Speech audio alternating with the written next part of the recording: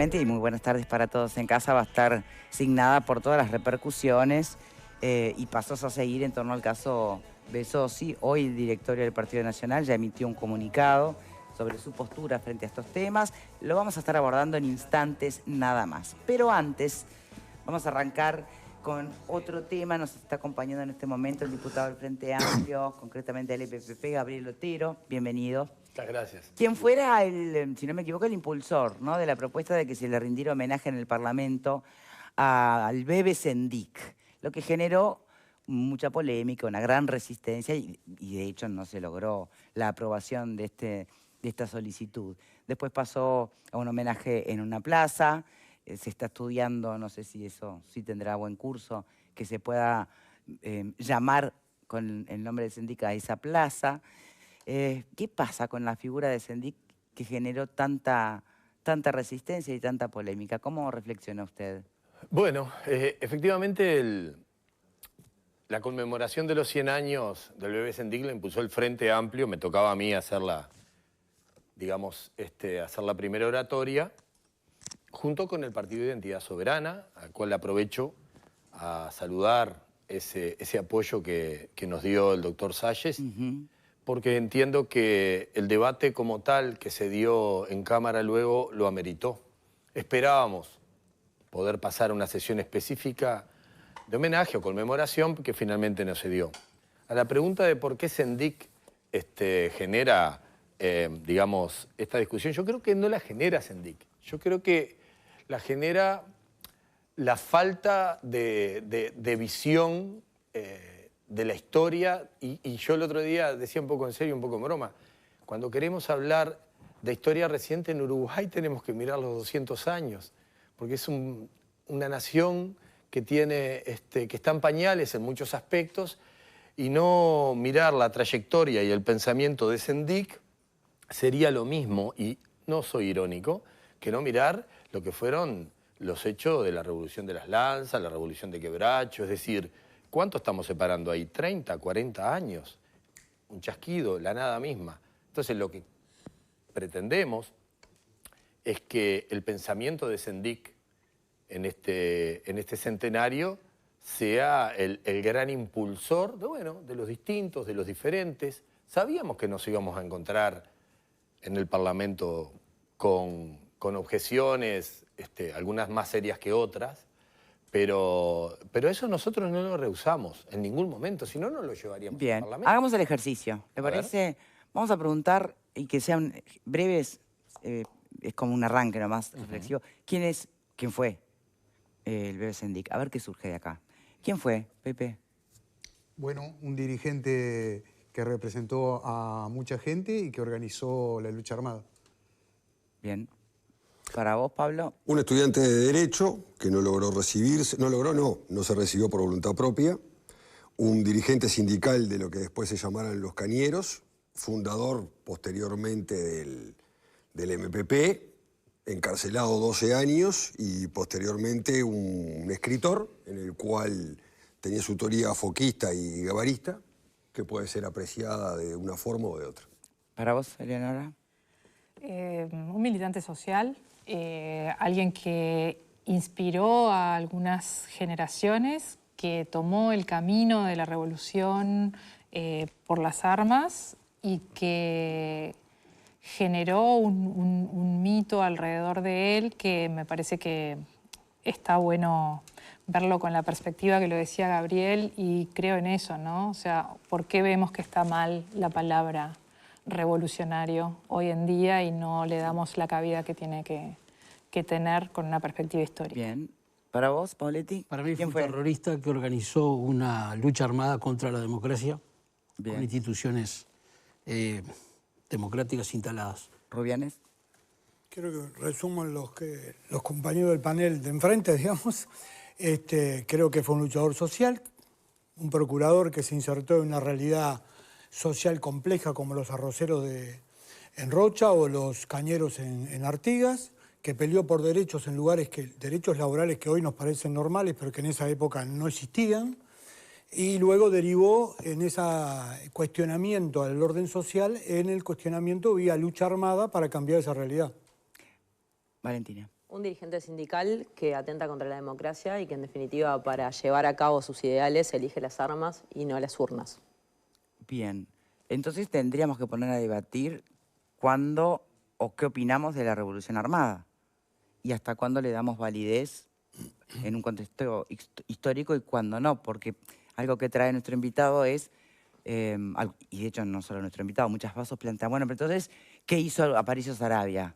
¿No? Contra Valle Ordóñez. En un Bueno, contexto es lo histórico mismo. totalmente diferente. Bueno, por eso pregunto, ¿hasta qué fecha más o menos vale ser revolucionario y cuándo empieza a dejar de serlo? No es un tema de fecha, es un tema de garantías. A ver. Cuando las garantías están dadas para comparecer en elecciones y ganar las elecciones a través de los ideales es una cosa, y voy al caso de Venezuela, cuando las garantías no están dadas, bueno, yo creo que la cosa cambia y pueden justificarse algunos desbordes que en un estado de paz social y de garantías constitucionales, para mi punto de vista, no pueden admitirse. Rubianes.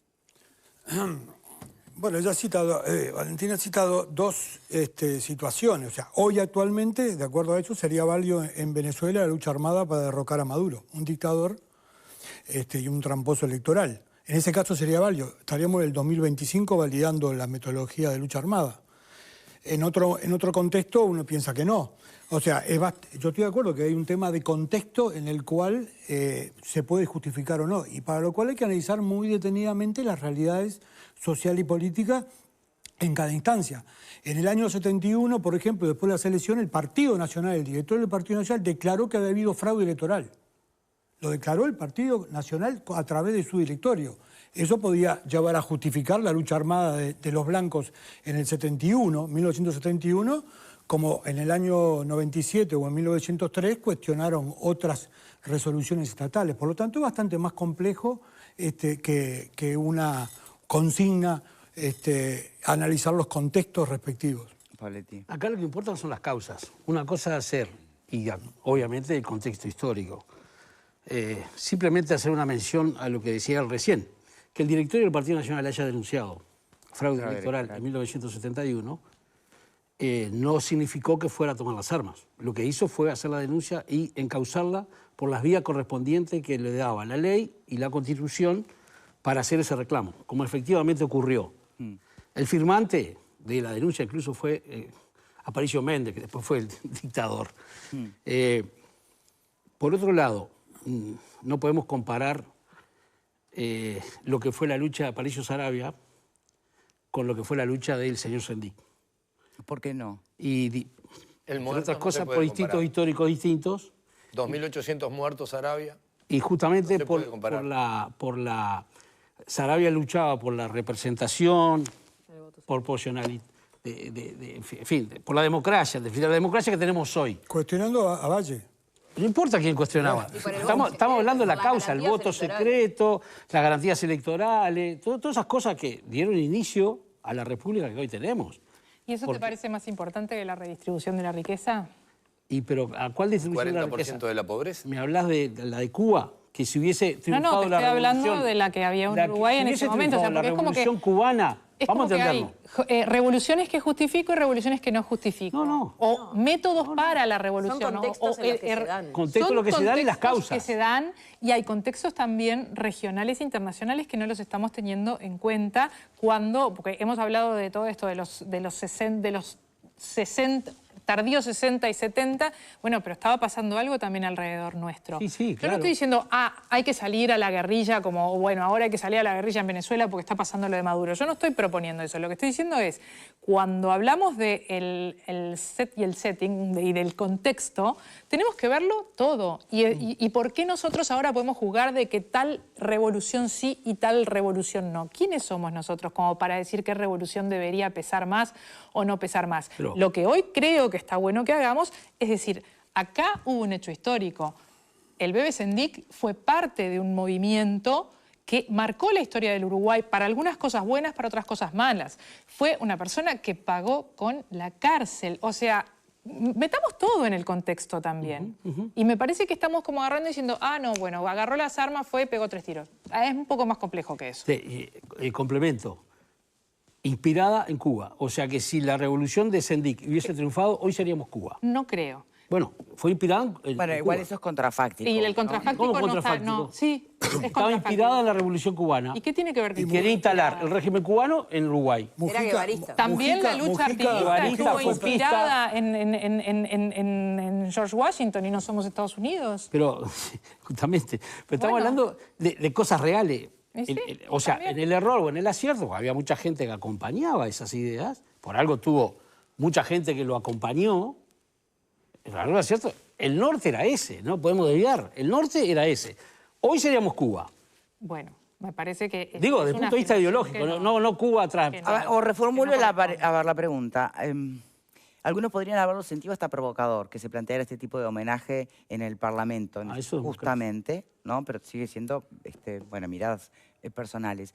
Yo lo que pregunto es, ¿tenemos que homenajear levantarse en armas?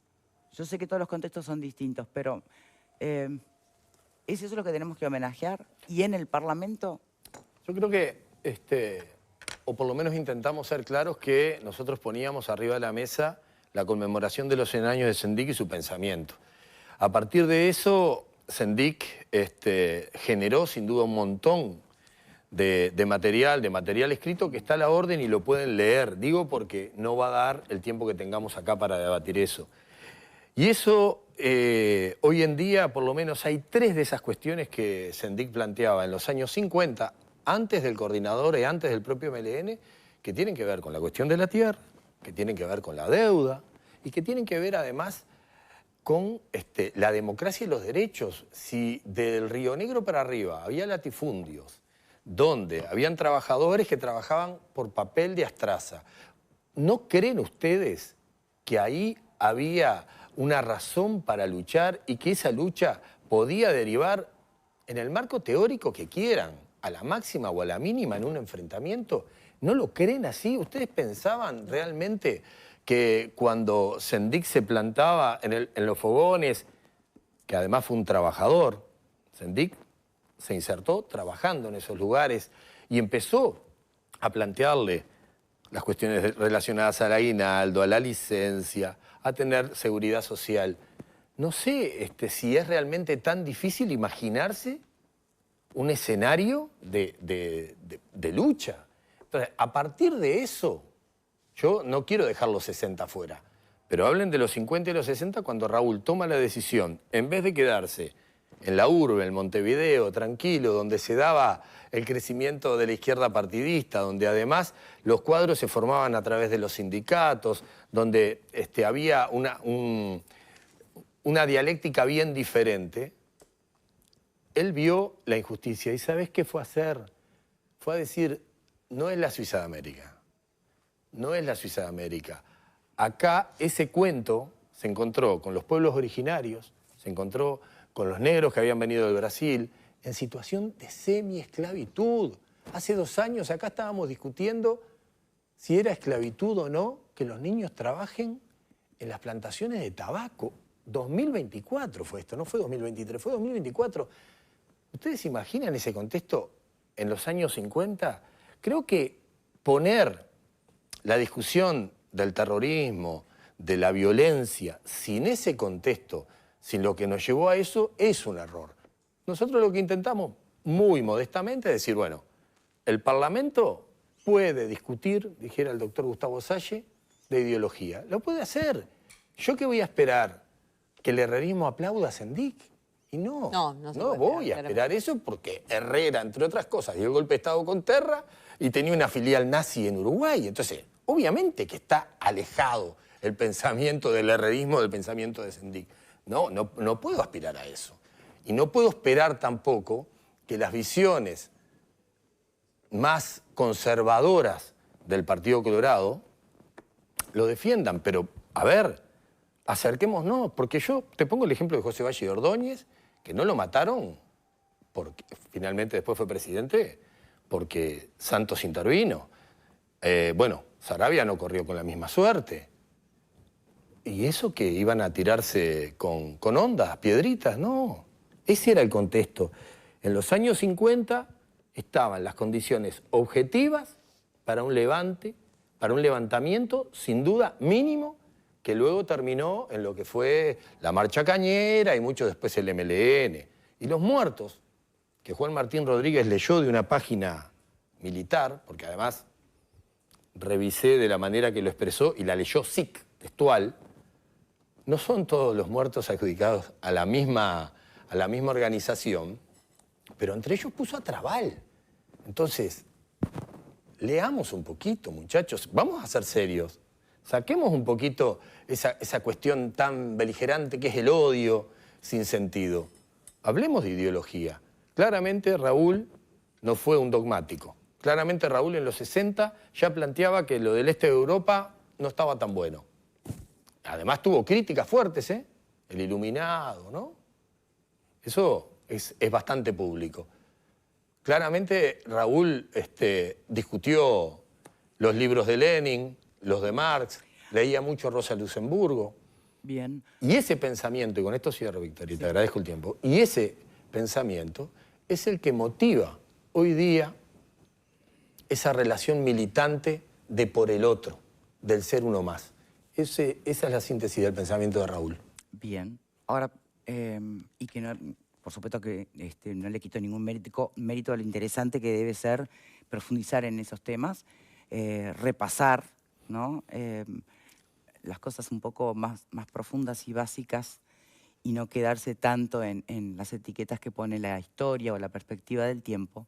Ahora, ¿ir al Parlamento el lugar o ir a la interna del Frente Amplio, que tiene sus complejidades, que tiene que repasar un poco sus como todas las coaliciones, pero puntualmente se ha hablado bastante de hacia dónde va el Frente Amplio, si hacia más el centro, si no, la cuestión y lo tenso entre las fuerzas internas y cómo se están equilibrando. ¿No es para ahí adentro que habría que repasar el pensamiento de Sendik o el lugar ir al Parlamento? El 19 de diciembre... Perdón, déjame sí, acotar. Dale. En un contexto en el que nos estamos todos haciendo gárgaras con lo importante que es cuidar las democracias. 40 años. Y claro. justamente ahí por ahí, ahí no le podemos quitar en el currículum el levantamiento en armas a Sendik, ¿no? Claro, porque no se trata de un currículum, pero el 19 de diciembre del 87 en el Francini, Raúl nos invita a todos, pero sobre todo al Frente Amplio, a pensar en un frente grande, donde la unidad tenía que ser necesariamente con los distintos. Y además pone en cuestión la misma fundación del Frente Amplio, ¿no? A través de los partidos, y dice, acá realmente tenemos que abrir el abanico y tender puentes al pueblo. Ese planteo es, en primer lugar, la base del nacimiento del movimiento de participación popular, pero también el movimiento por la tierra. Raúl, pocos le endilgan la autoría del movimiento de participación popular, ¿sabes? Pocos tienen, porque muere el 28 de abril y el movimiento de participación popular se funda el 6 de abril, por ahí. Está medio discutida la fecha, pero no importa. Pero él llega a decir, después que perdemos el 16 de abril del 89 el plebiscito por el voto verde, llega a decir, hay que seguir trabajando en pos de la unidad y tenemos esta herramienta fabulosa de cuadros y de masas, que es el movimiento de participación popular. Y a la larga, cuando finalmente se ganan las elecciones en el 2004, esa acumulación se dio. Y era la acumulación que Raúl entendía por la vía electoral. O en el Francini planteó, a ver, algunos que se vayan a las cuchillas y tengan los Mauser. No fue ese el planteo. Bien. Tampoco, por ejemplo, y ahí aparece una figura que cuestiona todo eso también, que es el propio Sereñi, ¿no? Sí, claro. Sí, por eso pregunto si no es más para la interna de Pero resolver. se salvó esa discusión, ¿no? Se salvó. El MLN ingresó al Frente Amplio sin mayores problemas a través del movimiento de participación popular. Sí, claro, Seregni tenía, y no era el único compañero, un gran compañero, el gran referente del Frente Amplio es Líber Seregni, y eso no nos quita en prenda. Realmente no distingo ahí. La paradoja del Parlamento es que Raúl entendió que no tenía que ser diputado en su momento. Entonces se hace una conmemoración o un homenaje en un lugar, pero como lo trascendió a él su propio pensamiento, y eso está bueno, nos atrevimos a desobedecer, entre comillas, esa cuestión. Él no despreció el Parlamento, él dijo, lo mío es por acá. Bien. Yo sumo desde acá. ¿Los escucho, Pepe? Es imposible analizar la vida y el accionar de personajes de la historia tan reciente sin ese contexto mínimo nacional y también internacional. En lo personal, a mí me gusta más, como decía un personaje de Mario Benedetti, la evolución que la revolución. Tiene menos sangre, eso en lo personal. En cuanto a si es el Parlamento el ámbito, y sí, claro que es el ámbito natural del debate político y de la discusión. Y también es el ámbito natural en los que aquellos representantes de la ciudadanía dicen no estoy de acuerdo con esto y votan en contra de un homenaje como lo que ocurrió el otro día. Por lo tanto, estoy de acuerdo que es el ámbito natural para proponerlo y también para que se le diga que no. Bien, Rubianes. Dos cosas. Una, a ver, Otero, diputado Otero, la acumulación del Frente Amplio de 1 millón de votos, de los 70.000 votos en blanco con los militamos bajo la dictadura, llegar a 1 millón, es producto de todos los grupos políticos. ¿Sí? Y de muchos sectores que trabajaron y no a partir esa exclusividad del aspecto de planteo amplio acumulador que hizo Sendik en ese acto o en los pocos años post dictadura que pudo vivir. Por lo tanto, yo no lo puedo restringir. Como progresista no puedo restringir el proceso de acumulación del Frente Amplio al planteo con respecto a Sendik. No puedo excluirlo tampoco. Exacto. No puedo excluirlo. Es parte de una corriente potente al interior del Frente Amplio y potente al interior de la izquierda que hunde sus raíces desde antes de la dictadura como las corrientes socialistas, anarquistas, anarquismos comunistas, etc. Entonces, son elementos que confluyen en la creación de un instrumento potente que logró, que la dictadura planteó destruirlo y trabajó para destruirlo durante años, no lo logró, salió, pudo empezar a reconstruirse, ampliarse y llegar a ganar las elecciones con más de 1 millón de votos. Esa es la historia.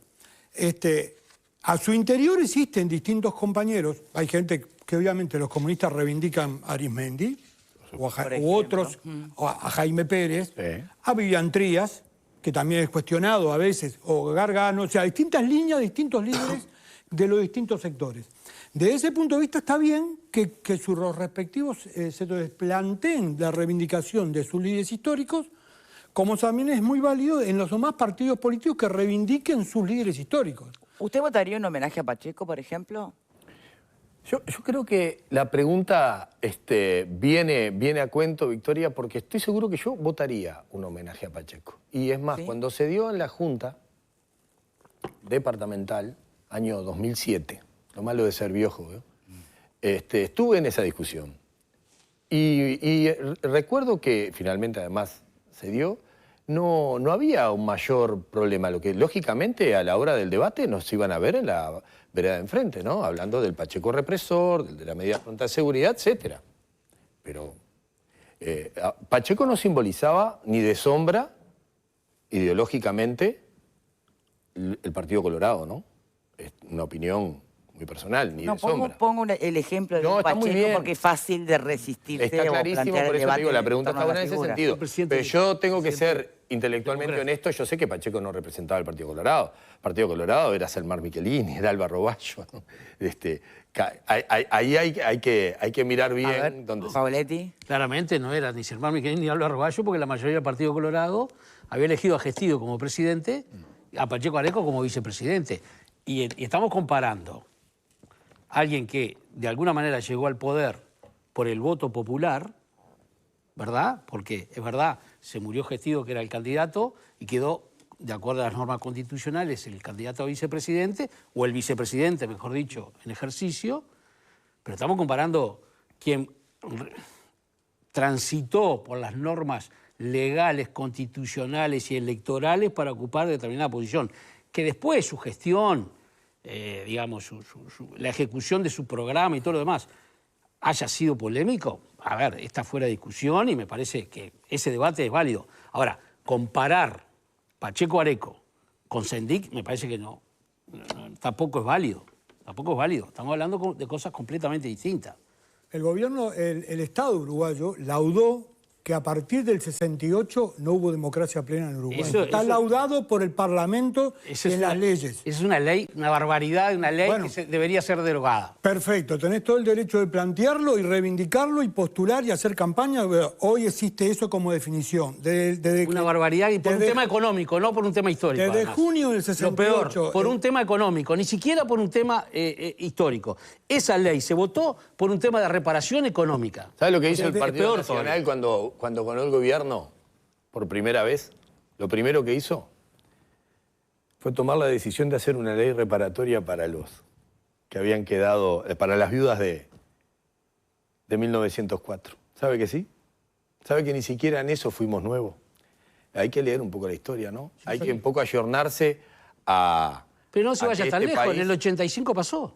No se vaya tan lejos. pero fue bien diferente, fue bien diferente. Pero más allá de eso, yo no comparo a Pacheco porque en realidad fue Victoria la que lo trajo, ni cerca de compararlo. Lo que yo dije es, votaría el homenaje a Pacheco y encontrarían en mí, lógicamente, una serie de alusiones que no iban a ser a favor de su persona. Pero no voy a adjetivizar más allá del respeto que el otro día lamentablemente no lo vimos, ¿no? No lo vimos por lo menos en 3 o 4 diputados leyendo sitios de la web que escriben los militares, ¿no? Yo me imagino los archivos de Castiglioni, que deben ser una Biblia, ¿no? Un represor que escribe los archivos y después esos archivos son materia de estudio. Increíble. Pero las increíble. víctimas de la guerrilla no fueron necesariamente militares.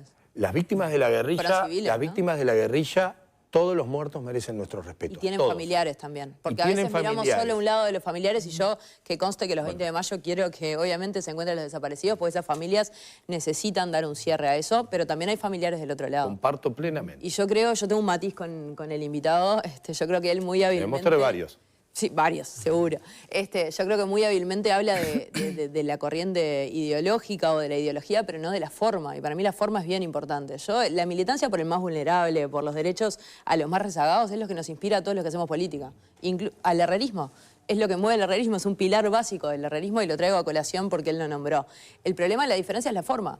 En una democracia que estaba constituida y que funcionaba en el año 62, en vez de irse al norte, como hizo militar y presentarse a las elecciones y ganarlo, eligió el camino de las armas. Y eso es lo que nosotros no, En o al el menos yo no 64, comparto. el Congreso del Pueblo y la creación de la Central Nacional de Trabajadores planteaba huelga contra el inminente golpe de Estado, porque había un plan regional, y yo no voy a entrar en un tema que nos llevaría mucho tiempo, pero que todos sabemos que estábamos hablando, donde en la región la derecha, el poder, se estaba manejando de esa manera a través de la violencia. A ver, 40% de pobreza en Uruguay, no estaban todas las garantías dadas, ni siquiera después del 64, 66, cuando matan a Pinto. Si en cuando todos los matan... países donde hay pobreza vamos a legitimar agarrar las armas, nos iría muy mal como planeta.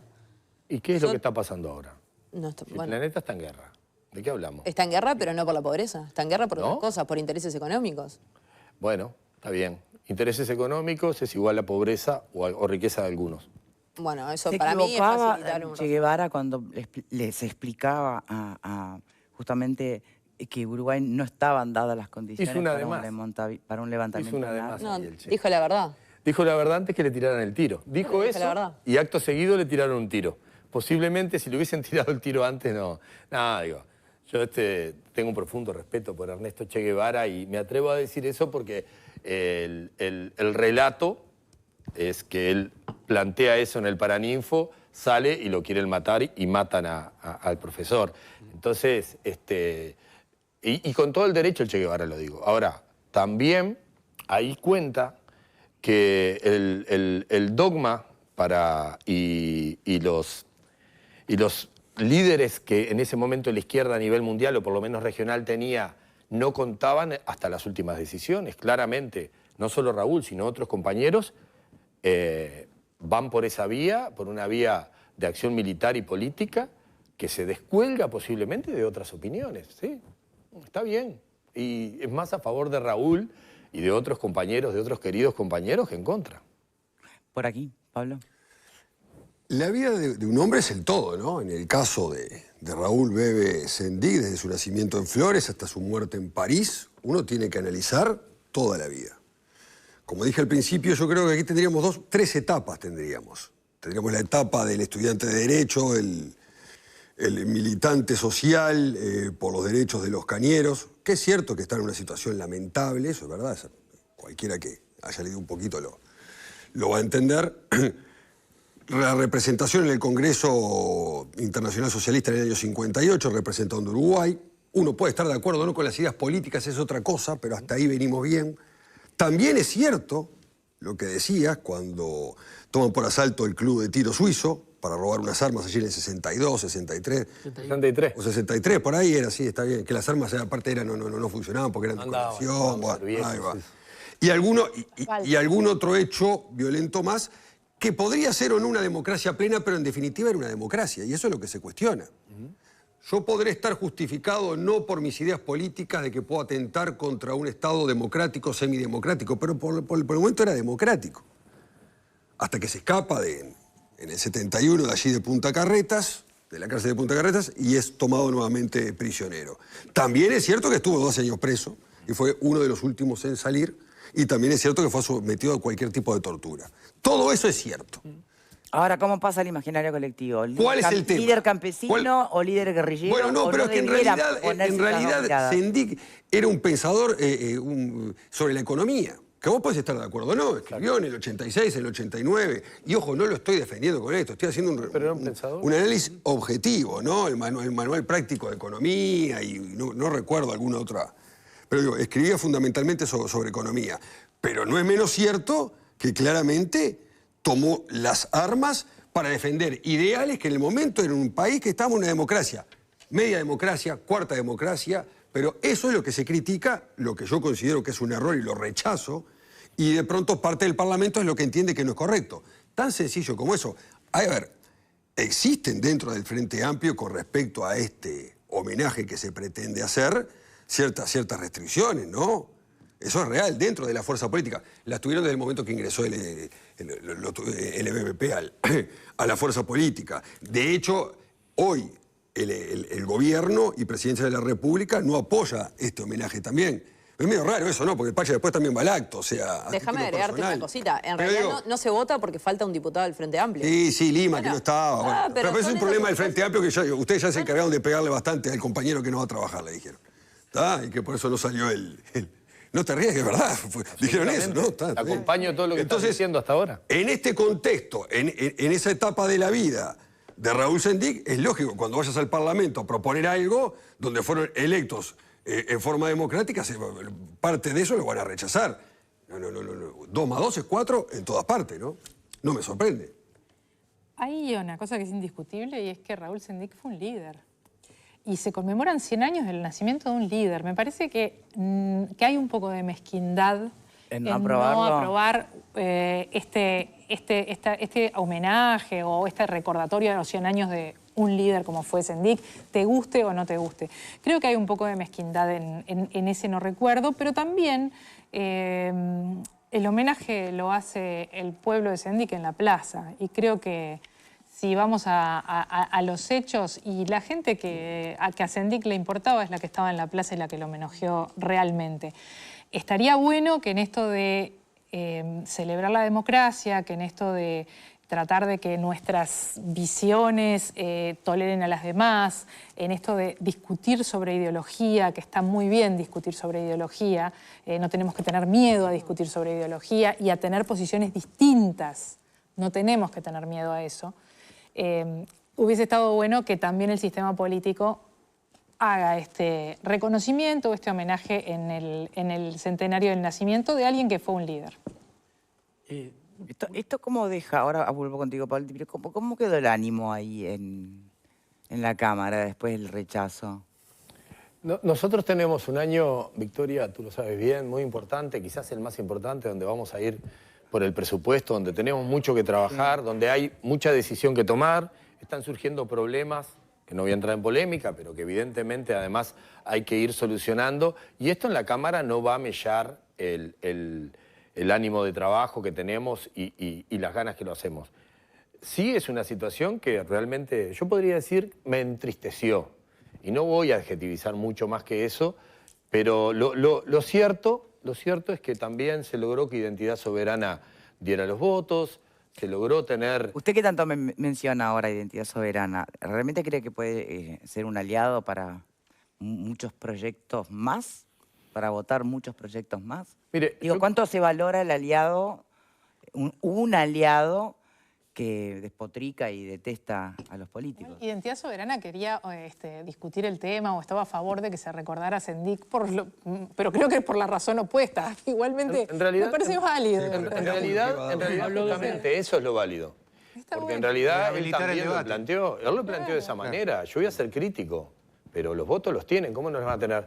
Y lo que tú decís, yo no sé, porque con mucho respeto no voy a opinar de la interna de un partido político que además apenas si conozco, pero yo creo que... Bueno, son dos personas nomás, ¿no? Sí, pero, No hay mucha interna, tienen una creo. estructura política... Dos diputados. Pero personal deben ser más, porque claro, si no- tienen... No, pero ¿qué interna? ¿De la interna estamos hablando? No, no hay pero que se interna. entienda.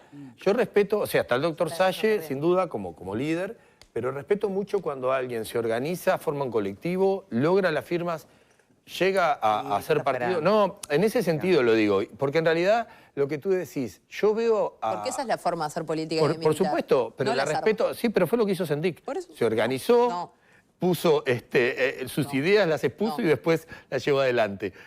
Atentando contra la democracia. Estás entrando en todos los laberintos que nos llevan a la salida. Bueno. Pero, ¿sabés qué? Mirá, si el doctor Salle tenga la visión que tenga del Parlamento, de los políticos, está ahí, es porque también se dio cuenta que tiene para aportar. Y todo lo que sea para aportar va a ser... todos los partidos políticos lo vamos a llevar adelante. No hay una encerrona contra Identidad Soberana, no hay nada. ¿Y no porque todos lo precisan, o no? Bueno, sí. Ah, Nos precisamos todos. si vamos a ser honestos, Nos precisamos todos. bueno, De conclusión. los dos lados ¿Esto lo cómo precisan. queda? Porque, sí, perdón, Pauletti. No, dos cosas. Yo lo escuché a Salles decir que él no votaba un homenaje, sino... Conmemoración. Dijo, una cuestión semántica, Sí. una conmemoración, dijo. Es verdad. Y él iba por lo contrario justamente por el debate. Y otra cosa que me quedó pendiente, a propósito de la ley esa que dice que en 1968 empezó la dictadura en Uruguay. No, que no, es- empezó la dictadura, no. Empezó, no la dictadura. No. Empezó el no... Terrorismo de Estado. Era una democracia Ahí plena. está. No, el cuadro democrático Exacto. hasta el 73. La dictadura empezó el 27 de junio del 73 de acuerdo al marco legal definido por nuestro Parlamento. A partir de junio del 68 hay pérdida del contexto democrático que fue en ascenso hasta llegar a la situación de la dictadura. Esa es la definición que hay. Esa pérdida, que es por un tema económico, insisto, para poder reparar desde entonces, no por un tema ideológico, implica que en 1971 el Frente Amplio nació casi que en una dictadura. No nació en una dictadura. Qué cosa curiosa, ¿no? No, nace de la resistencia. Pero, Frente Amplio pero nace obvio. de la resistencia. O sea, a ver, del 68 hasta el 73, las 2/3 partes de los días, saquémosla cuántos días hay, 2/3 partes de los días funcionamos bajo el régimen de medidas prontas de seguridad determinada por el Poder Ejecutivo. O sea, las medidas de excepción Votadas por el Parlamento. la Constitución, levantadas por el Parlamento Y vueltas a poner, de acuerdo- levantadas y vueltas a poner. de acuerdo a lo que levantadas. establece la Constitución. Sí, entonces, en un artículo De de la acuerdo a lo que Constitución establece se la Constitución. gobernó del punto de vista de la democracia. Y hasta la 73 no, porque si no, No, si se terminó... pero ese es el marco, por algo Una discusión que no esa tiene es mucho una sentido, definición. porque de todas formas Raúl Sendik cometió hechos ilícitos y armados antes de 68 inclusive. Estamos de acuerdo, O sea, eso estamos de acuerdo, es cierto. No había Lo duda que era democracia. ¿no? Está. Lo que es claro que... Ahí está el ABC del tema en discusión Pero además, que tenemos. desde el punto de vista ideológico apuntaba a eso. Dejemos- ¿Cuál es el problema? Bien, para ir cerrando y para despedir a nuestro invitado Otero, en una administración que va a requerir de mucho acuerdo, de mucha negociación, por cuestiones que afectan el presente y el futuro del Uruguay, le vuelvo a preguntar, de haber anticipado, o capaz que es lo que procuraban, pero pensemos en el mejor escenario, de haber anticipado la polémica que se suscitó después, ¿habría propuesto el homenaje a Sendik en el Parlamento? Sí, claro. Sí. O sea, uno de los escenarios lo ve, Victoria.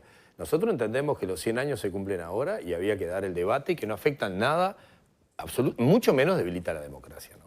Mucho menos, pero además no afectan nada lo que va a ser las negociaciones y la discusión por el presupuesto quinquenal. No lo afecta. Nosotros tenemos partidos políticos que están muy firmes y muy... son garantes de la democracia. La izquierda, a través del Frente Amplio, que no es la única izquierda, que está representada en el Parlamento y además somos el gobierno, no tiene la única llave. No, acá la llave la tenemos todos. Esto del homenaje pasó realmente como se decía, fue una lástima que no se pudiera dar un debate honesto y sin faltas de respeto. Fue una pena. Pero bueno, también habían otros tipos de homenaje. Ayer se pasó la película, está en la plaza, que bueno, se están vías si se consiguen los votos para tenerla. Eso se tiene que resolver en la Junta Departamental. En la Junta Departamental. Es decir, hay un montón y series de homenajes, hubo un concurso de poesía, de música. Raúl fue un poeta también. Raúl fue un poeta. Entonces, no hay ningún tipo de problema que haya dejado este chisporroteo.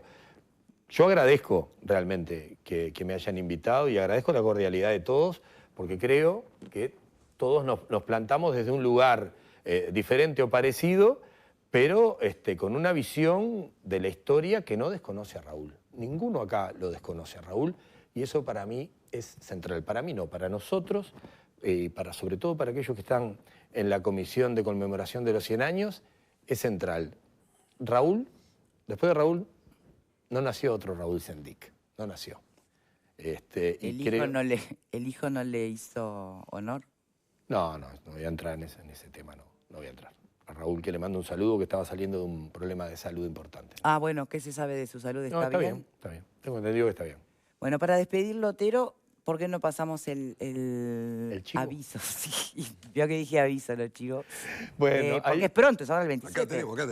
Sí, bueno, sí, son los dos libros. Les traje de obsequio La fila de los inocentes, que va pronto para la 3ª edición, que es un libro mío que cuenta una historia personal, pero bueno, pero creo que general. Y está marzo de 1985, Los últimos liberados, que el 27 de marzo, en la Fundación Verde, vamos a estar con Virginia Martínez, Chela Fontoura y quien habla, presentándolo, un libro que remueve esos últimos instantes de la cana que realmente emociona. Yo lo viví cuando mi padre y mi madre fueron liberados, esos instantes de liberación que no son solamente del preso, sino que son de la familia, de los amigos que te esperan.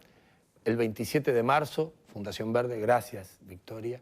Los esperamos a todos y gracias a Fin de Siglo y muchas gracias y el recuerdo siempre de Edmundo Canalda, que bueno, vaya si la Cámara del Libro ya le ha hecho homenajes. Fin de Siglo es un símbolo de Edmundo Canalda. Así que bueno, era cuanto quería decir. Muchas gracias. Gabriel Otero, diputado del Frente Amplio, muchísimas gracias por acompañarnos. Ya será invitado, pero bueno, por otras cuestiones. Ya estamos leyendo todos por ahí en la prensa que hay una inflación de proyectos, ¿no? De inflación legislativa, muchas cosas que se está presentando, muchas ganas de hacer y de trabajar. Con muchísimo gusto. Así que repasaremos esas instancias más adelante. Antes de continuar con otro